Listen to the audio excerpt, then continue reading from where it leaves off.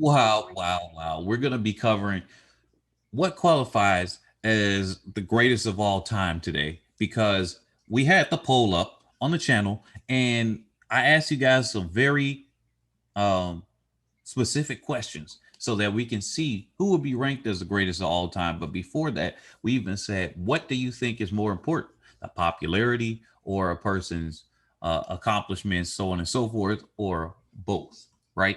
So, with that being said, we got the results for that.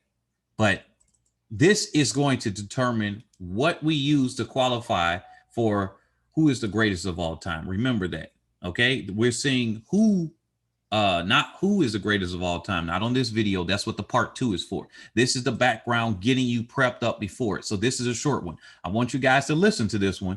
Go in the comment section below and let me know what you guys are thinking.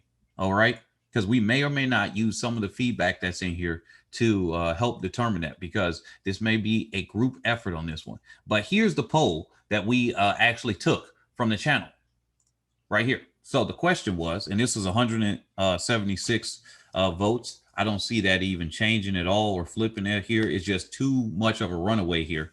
It didn't change from about 50 votes all the way up to 176. I've been keeping track of that. So how should the greatest of all time be determined? So 80% overwhelming by their championship record and other major performances. All right. Only 2% voted by their popularity. 18% voted all of the above. All right, let's break this down. If it goes by popularity, then what we would say is, like I see in the comment section over and over again, more people watch the Olympics. So therefore, and some people don't even know, and many of those people don't even know that there is track outside of the Olympics. Okay, that doesn't mean anything about a major championship. Do track people know that there's a championship in between that, right? That's what the conversation goes, right? That's what I see in the comment section. But the popularity would be, okay, the Olympics is more popular, therefore that's the only one that counts because the general public would know about it.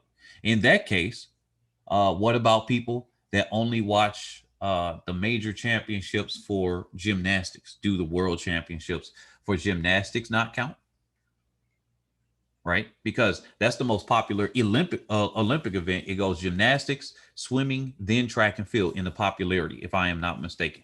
Right there. I know gymnastics is number one by and far, vastly ahead of every other sport. And then track and field is the third most popular.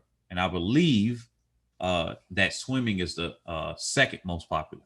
Now, if it's all of the above, then it's going to include world championships. It's going to include the Olympics, but you might give a little bit more weight to the Olympics, right? You want to give something that's more popular a little bit more weight. In that case, then we're still including all of those, but then we give more weight. Then the record, obviously, Olympic record versus world record, or no records at all. Major performances.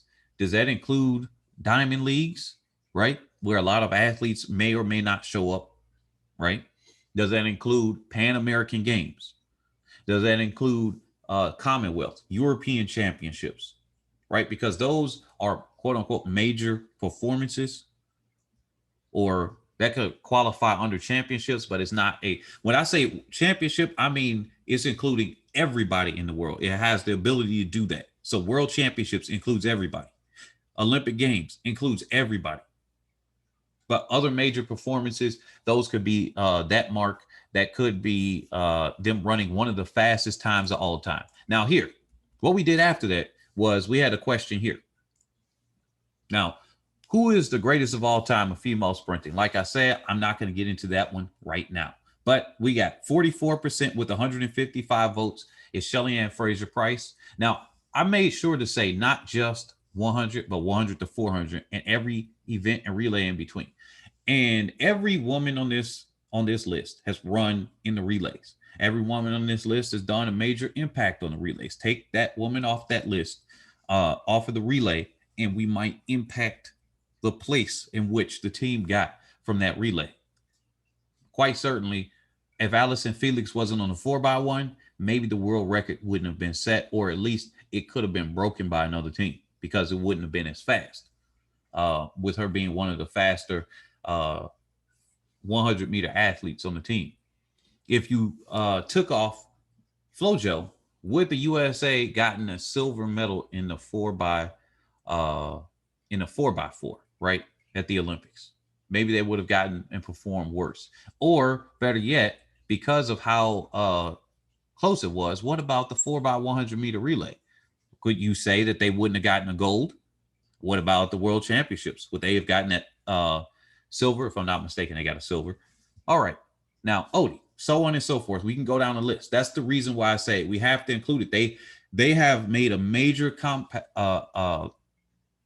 contribution to their country, the medal count at that country, and what has been brought there. And I say to the 100. So now here's another question for you all to think about, because there are at least 4 different questions that we're going to consider here. This is one of them.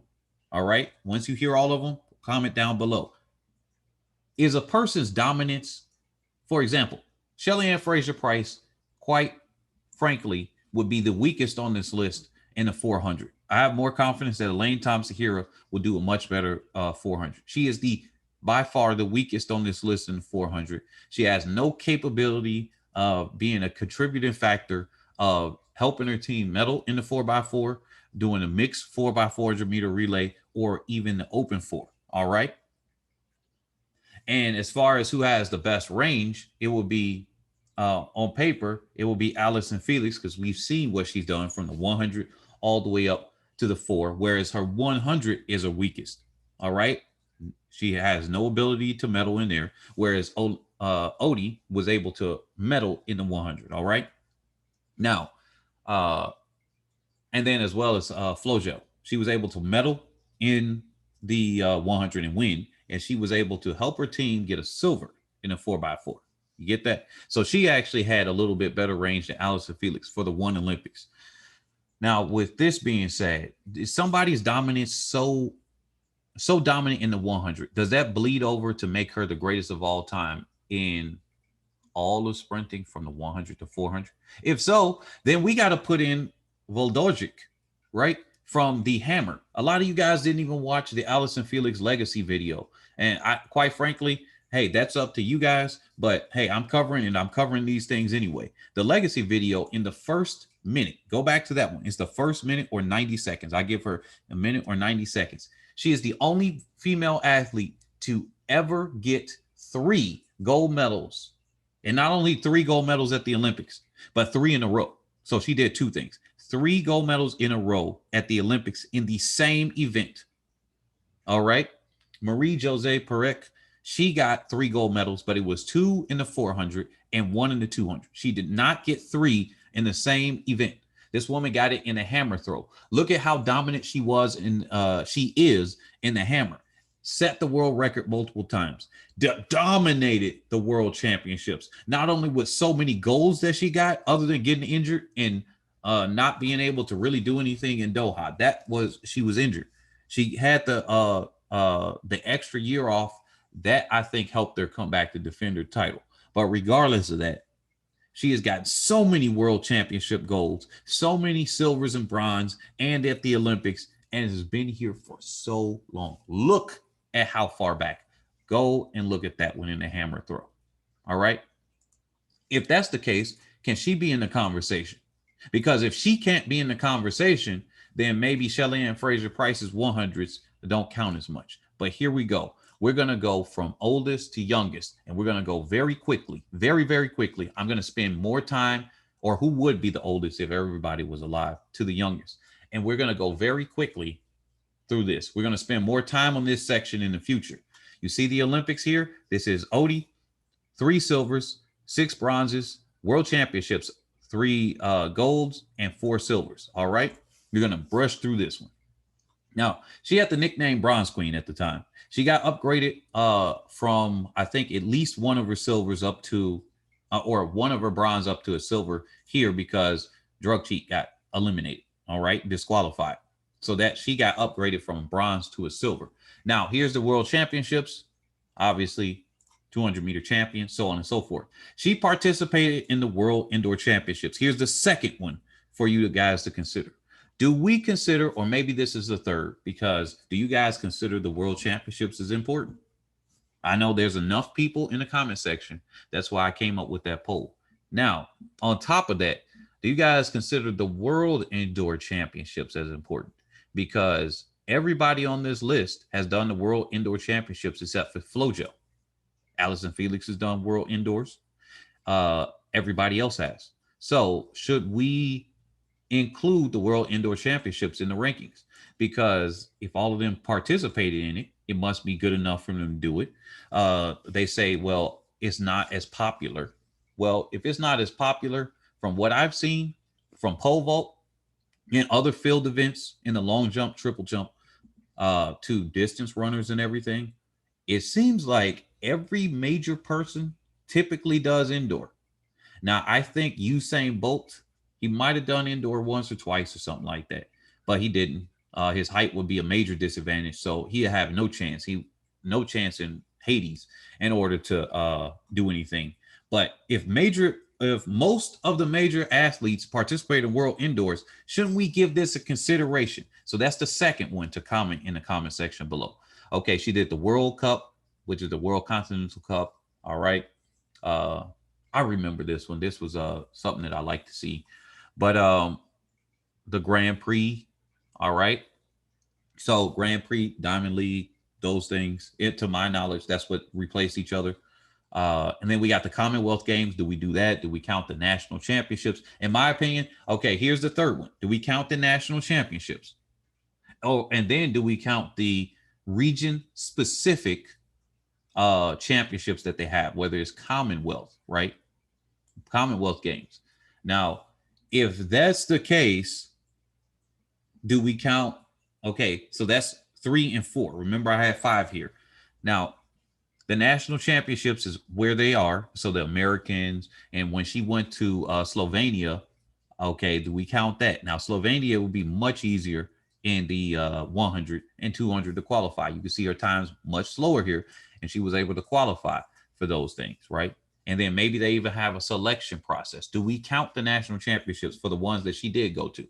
Now, in the do we count the region-specific championships? That could be European championships. That could be the Commonwealth Games, right?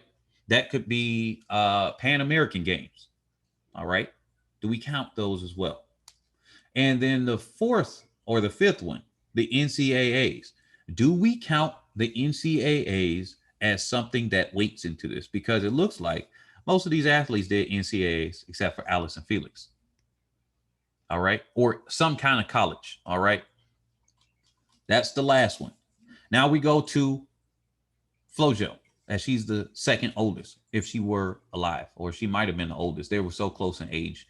So 3 times gold medalist at the Olympics, 2 times silver medalist, world championship, gold, world championship, silver.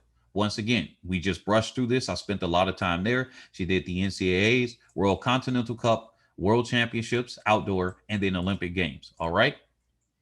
Then we go to Allison Felix. She's slightly older than Shelly-Ann Fraser-Pryce. So that's why we're covering her this one.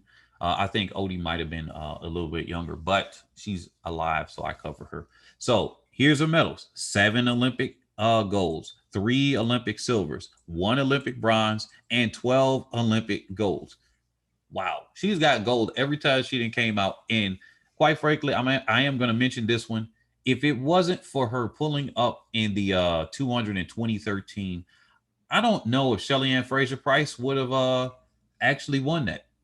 Got the treble, because she didn't break 22. And we know Allison Felix, and I know a lot of people like to complain about Dina Asher-Smith. The best in the world weren't there or whatever. Look, Dina Asher-Smith ran faster than Allison Felix did. I mean, no, than Shelly-Ann Fraser-Pryce did. She ran in the 21.8s. Shelly-Ann Fraser-Pryce won in the 22-second. So, and when Allison Felix did it at 19, she had adverse conditions that would have slowed her down a little bit. She might have been able to break 22 at that point as well. So we just got to give credit where credit is due. She might have been 5 times defending champion, or 4 times defending champion in the 200, right? So we got to keep that in mind. She did the World Championships, the Olympics. Here you go. The World Indoor Championships, IAAF World Relays. That seems to be a major championship or major performance. World Youth Championships. All right. She got fifth. The other World Youth, the U18. Here you go. The Pan American Games she participated in. The Diamond League. Look at this resume. Look at this resume. And I believe she's the only woman to do the 2 and the 4. Maybe the only athlete to do the 2 and the 4 and win both of them in the same Diamond League. So in that case, well, we got to keep that in mind. That's a major accomplishment right there. All right. Look at this resume. World Athletics Final. All right. Golden League. National Championships. Do we include those? National Indoor Championships. All right. Now we go to Shelly-Ann Fraser-Pryce, as she's the next oldest. And I'm like, man, this picture is so funny. How they had it at first, it made her look funny. All right, we already know on a previous video. I'm not going to bring it up again. So 3 times Olympic gold medalist, 4 times Olympic silvers, 1 Olympic bronze, 9, call them 9, World Championship golds. And actually, that's what the 5th one is. It's not the NCAAs, actually. It would be maybe a 6 now. Should we weight the individual more than the relays? Do we weight the individuals more than the relays? That is the final question there. If so, then all right, we're going to have to really weight the Shelly-Ann Fraser-Pryce's 100-meter performances. I mean, she's been the most dominant 100-meter runner out of everybody on the list. Look at the World Championships and how many goals she's got individually in the 100. Look at the Olympics of how she's gotten the first and seconds and thirds, even when she was injured. We got to keep those things in mind. Had she not been injured here in 2016, I am actually confident that she would have won. Sure, Elaine Thompson-Herah did run that 1071, which was close to the national record, and obviously close to both her and Shelly-Ann Fraser-Pryce's PR. But I think at this point, Shelly-Ann Fraser-Pryce was just doing so well. I am convinced that she might have won actually with that one. But anyway, that's neither here nor there. History is history. World Indoor Championships, IAAF World Relays, the NACAC Championships, obviously. The Pan American Games, Diamond League. Look at her resume as well in the 100 and 200. It's kind of looking like Allison Felix's, which was hovering from the 1 to the 4, but more 2s and 4s than it was with the 100. But look at this. She's like the 100, 200 equivalent there, mainly 100s and a couple of 200s here. And this doesn't even include the other times where she might not have won. Obviously, they're just including the first here because it with an athlete this dominant with both of them, they like to include their wins, not their some of their losses and stuff. So World Athletics Final, Commonwealth Games, National Championships. Because remember, they can participate in Jamaica in the Commonwealth Games. The National Championships. All right. Now, we're going to go to Elaine Thompson-Herah. 5 times Olympic gold medalist, 1 time Olympic silver medalist, World Championship gold, 1, and 1 World Championship silver. All right, there you go. Olympics, World Championships, World Indoor Championships, IAAF World Relays, Pan American Games. All right. So that means they have access in Jamaica to Commonwealth and Pan American Games. Remember, keep in mind, does that weight more? The Diamond League, look at the resume. Look at this resume. Now, she's done a lot in the 100 as well. Wow. Just look at it. Even in years where she might have been struggling with her Achilles and everything, she has been able to dominate over the 1 and the 2 as far as just keeping in mind her resume. Obviously, like I said, they're not going to count all the times that they may not have done very well because remember, in one of the Diamond Leagues, when she went to the Prefontaine Classic, if I'm not mistaken, Shelly-Ann Fraser-Pryce got last, and that's a Diamond League race. They're not going to put the last place finish here. Same thing with Elaine Thompson-Herah when she doesn't finish first. This is like the resume here. So Commonwealth Games, all right? The CAC, the CAC championships. I wonder where the I guess the North American, I forgot what the CAC stands for. Um, what is the difference between them saying NACAC and CAC? What countries were there or not there, but she participated in this, and then the national championships here, right?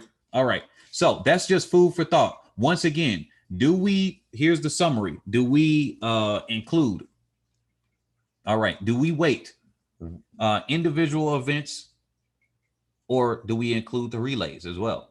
In my opinion, I'm just going to tell you straight out. I want to just hear your thoughts, but I am going to include the relays in this because you cannot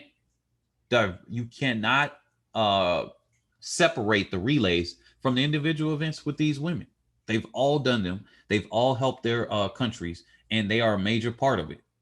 The national record for Jamaica could not have been set without Elaine Thompson-Herah on that. Whether their exchanges were bad or good, whatever, they could not have set that national record. Allison Felix could not have helped the world record for the United States. Might have been significantly slower had Allison Felix not been on there. And maybe they could still be holding the world record now. Maybe it wouldn't be in the 41.8s. Maybe it would have been in the 41.9 high or 41.9 low, and still nobody has gotten there other than the US themselves, right? Well, or 40 point, I said 41 for some reason. 40.8 instead of 40.9, right? It could be 40.9 low, 40.9 high. Well, in that case, maybe Allison Felix, without being on that one and the one after that broke 41, right? Maybe that wouldn't have been the case. All right. So I gotta make sure that we include those relays, in my opinion. I just want to hear yours. Now, do we include the world championships in this ranking system? Right.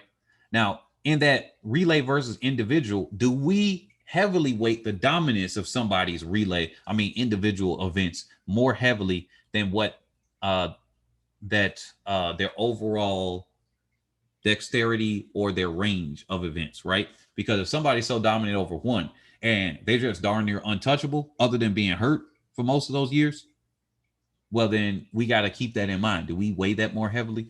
Then also, do we include the national championships, right?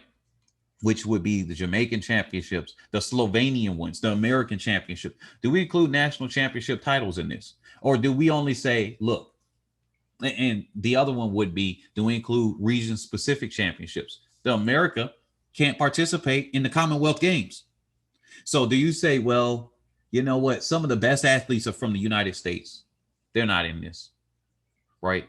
And then the Pan American Games, that doesn't include Europe. And in some of those years, Daphne Skippers, she was good. Remember, she won the 200 twice. Some people just realize that she won it once. No, she won it twice. She defended her title. She beat Elaine Thompson-Herah one of those times. So if you just say, well, we're going to take out Europe because it's the Pan American Games and the potential athletes that might be from Africa or anywhere else in the world, well, then that's not really doing a global championship title. So in this case, do you say, yeah, it's okay to rank only European championships? That doesn't include Jamaica at all.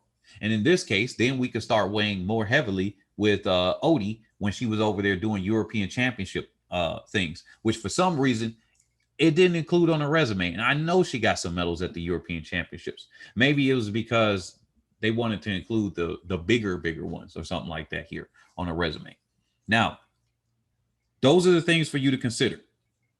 And then finally, because Flo-Jo has the smallest amount here at the Olympics, is her record so dominant? Let's go to her personal best so we can look at the world records. Is her record so dominant in both of these, and what she did in that short period of time, so dominant that she gets a higher ranking in consideration for greatest of all time? Do we look at that as so dominant and controlling that it changed the game up and that nobody has gotten close to either one of them? Not close at all. Nobody's in the 10.5s at the time of this recording. Remember, at the time of this recording, no one's in the 10.4s at all. Nowhere in that range, and they have not gotten close. So Do we say that that is so dominant that she gets ranked higher because of that? Let me know. I'll catch you all on the next one in about a week from now because we want to see how this conversation goes. Share this with other people. We're going to get this one going. Peace.